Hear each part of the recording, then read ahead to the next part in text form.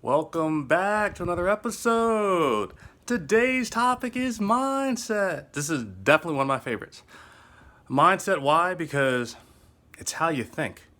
And it's one of my favorites because I've had to redefine how I think a couple times over. I thought I had an understanding of the world, and then that changed. And then I had to get a new mindset in place to adapt to my changing circumstances. So what is mindset? Well, mindset again is how you think, not just how you think, but how you solve challenges, right? That's what I consider when I think about mindset. But it does not include just your mind. It also includes your emotions. Now, a lot of folks usually, talk about how powerful the mind can be, and then it's limitless in what it can do.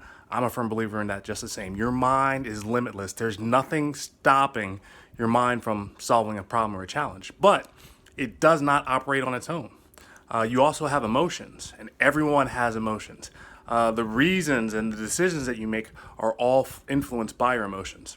So when I think about mindset, I think about not just your mind, but also your emotions and how they actually work together. Now, if you were to think about how they actually work together, think about a car, right? Before I used to think about the mind being the engine, but I was kind of off on that. I think the mind is your brake pedal and your emotions are your gas pedal, right? That's the easiest way to think about it. Why? Because you can't actually be engaged with both your mind and your emotions at the same time. It's either one or the other. And now you can switch back and forth, but it's either one in control of the other. So when you tend to react, let's say in a particular situation, that's because you hit the gas. And when you hit the gas, your emotions are actually coming forward and they're making kind of the decisions for you.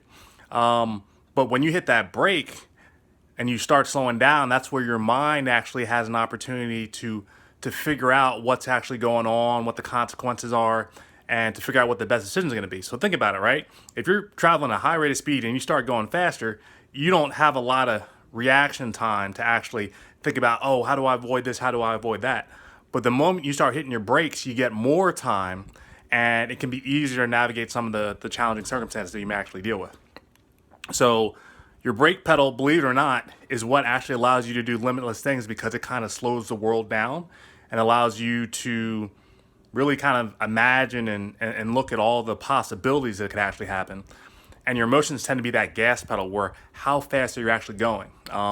Because maybe there's some limits in, not some limits, but maybe there's some things in your mind that if you don't actually address those within a reasonable amount of time, maybe you'll miss out on the possibility altogether.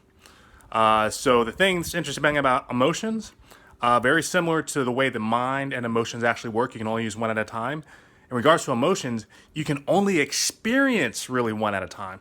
So you're not both happy and sad, you're happy or sad, right? And so for that very reason, that single emotion might be a driver in how you actually, decide to engage that gas pedal or that brake pedal, right? If you're, going to be kind of, let's say, more tied up with the emotion, because maybe it's a stronger emotion, or if you're actually going to be able to hit that brake pedal and sort of let your mind come into fruition there a little bit. Now, what you'll also hear is when you hear about your mind, that really represents, let's say, your intellectual intelligence, your ability to think about problems and essentially come up with solutions for those, right? So I see that more on the intellectual intelligence side. And with that, you hear about people with a high IQ, that's essentially what that's correlated with. But just because you have a high IQ doesn't mean you're going to be very functional, let's say, within society, because you can think about all sorts of problems in the world, but when it actually comes time to move and make a decision, you may not have a very high emotional intelligence. And the emotional intelligence is the side that actually helps, or it kind of dictates your emotions and what you control with that. And so think about it. You have intellectual intelligence with your mind and emotional intelligence with your emotions.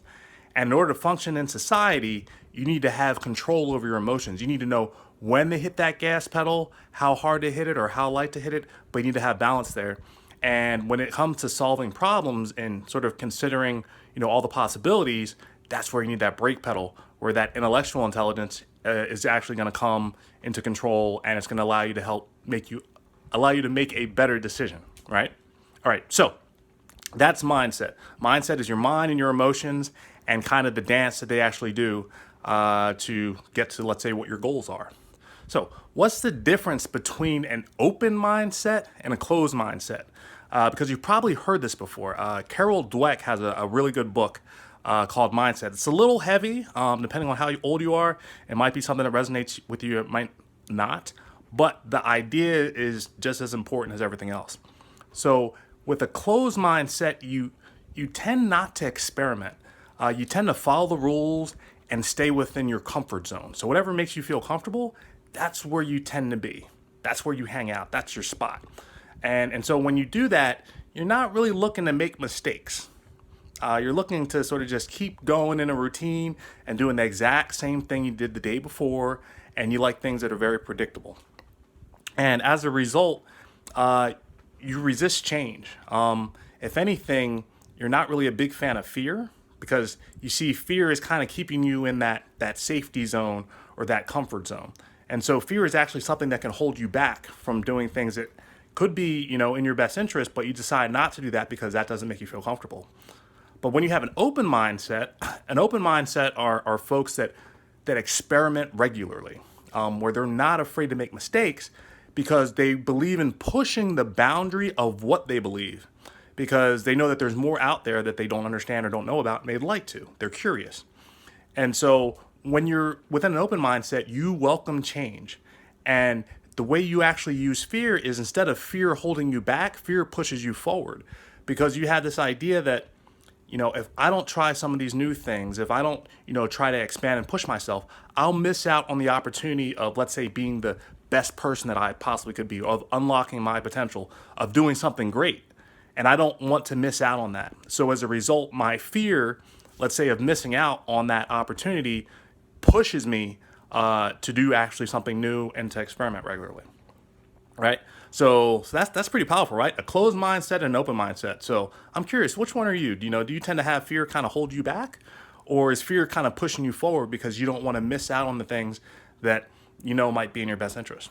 So with all that, okay, you have a gas pedal, which is your emotions, and you have a brake pedal, which is your mind.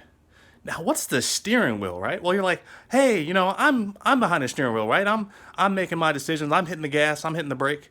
Well, you know what? You're right. What actually is behind that steering wheel is something called your character. And I have another clip where I talk a little bit more deeply about character. But your character really defines all the details that make you you. It defines your beliefs, or it's defined by your beliefs, by your ethics, what you believe, and how you actually believe the decisions you actually make will influence you down the road.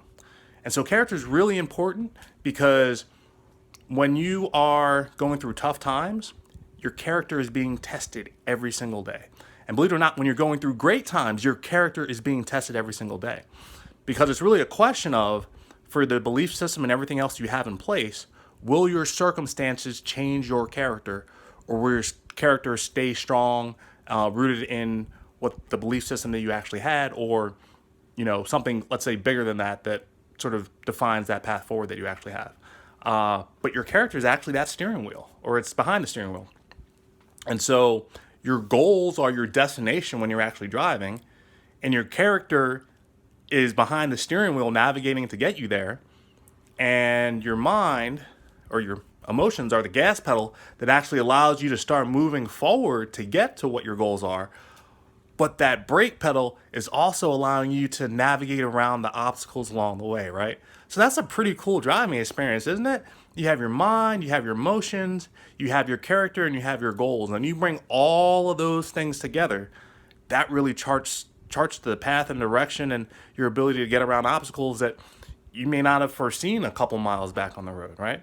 So all of that comes together to do something really, really powerful. And that's why I'm such a big fan of mindset, because if you think about how all those things actually come together, your journey is, it can be very different from someone else that has a different mindset than you do.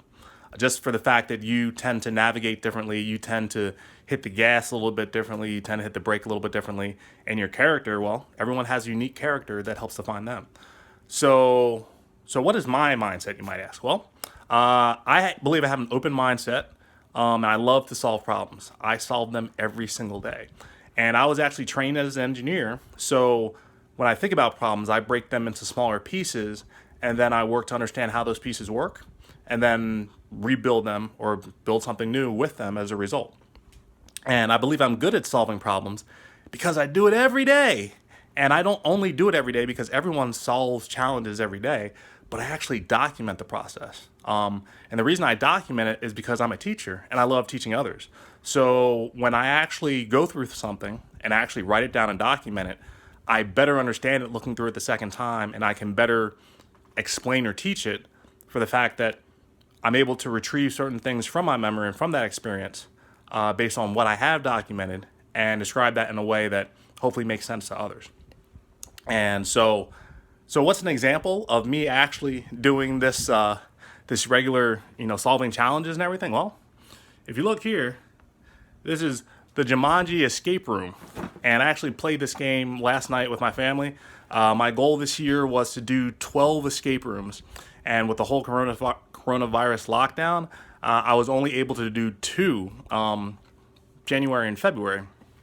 But with the home versions of the escape rooms, I'm still able to check off my list and keep going further.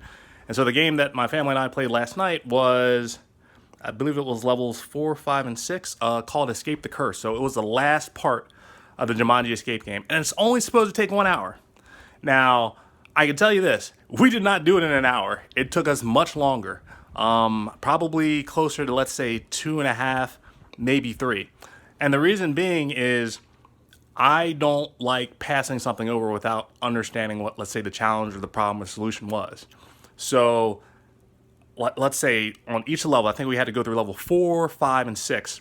On level 4, we did pretty good, but the combination of the answers we put in at the end didn't work. And so every time we put something in, it was like, fail, fail, fail. And we're thinking like, what's the answer? Because like, this is this, this is this, this is this. It doesn't make sense what we're missing. And then we had to reevaluate what our choices were as far as the answers. And when we started doing that, we had to start thinking with an open mindset, such as, hey, we answered this question and we thought we had the answer, but the game's telling us that we don't have the right answer. So we had to think about what are the other possibilities that we haven't looked at yet. And believe it or not, the challenge that stopped us on the first question was there was a snake that needed to be folded. And we thought the little numbers that were on the snake correlated to the clue we needed to put in. And when we took a different perspective and we actually looked at the shape the snake was in, it was in the number 1. It's not something that was obvious to us until we started having an open mind and looking at it, right? And then I can remember the second challenge. The second challenge for, I think it was level 5, we had the same issue again. We put all the clues in, everything made sense. It seemed like it was all spelled out, and it didn't work. And we found out that one of the challenges we had was we had to identify a counterfeit bill within a series of 4 bills. And you knew what the original was, and you had to figure out how many counterfeit bills there were. And so we looked at it, and we're like, okay, well, at first we thought it was 4 because there were 4 other bills, and we had 1 real one. And we're like, oh, that's the answer. And then that didn't work, so we had to think about something else. Okay, well, what's actually different between this bill and the other bills? And then we came up with 1. And that still wasn't the answer. So we had to keep going back and figuring out, okay, what is it that we didn't look at? What is it that we didn't do? How is that actually supposed to turn out? And then the last part was a doozy. That was really neat. It's kind of like at the end of the movie where we had this green emerald moon kind of going through like this crystal or whatever else. But we actually set up like this little board on the back of a puzzle with it and everything. And I was looking through and I was like, this doesn't make sense. I was like, we're doing this and this is happening, but where's the clue? And so believe it or not, we actually needed help in the form of clues to figure out what we actually needed. So sometimes you don't have the answer and you may not figure it out like ever, but if you actually have a resource or a clue that can give you a hint of what you're missing, that changes everything, right? So again, open mindsets allowed us to do everything within that. And the reason that I do this regularly is because I know I don't always have the answer. I work to figure it out, but sometimes I know I don't have it. So it's really a question of how long do you stick with something that doesn't work before you actually ask for help. And that's part of the problem-solving process. Sometimes it comes to you because you know it. Other times it doesn't, and maybe you need to look at it differently. Maybe you need a different set of eyes. Maybe you need someone who's done it before to actually help you out. So I hope you enjoyed this segment on mindset. It's something that's very powerful and it will get you far with whatever goals that you actually have in life. And I hope to catch you on the next episode. Bye.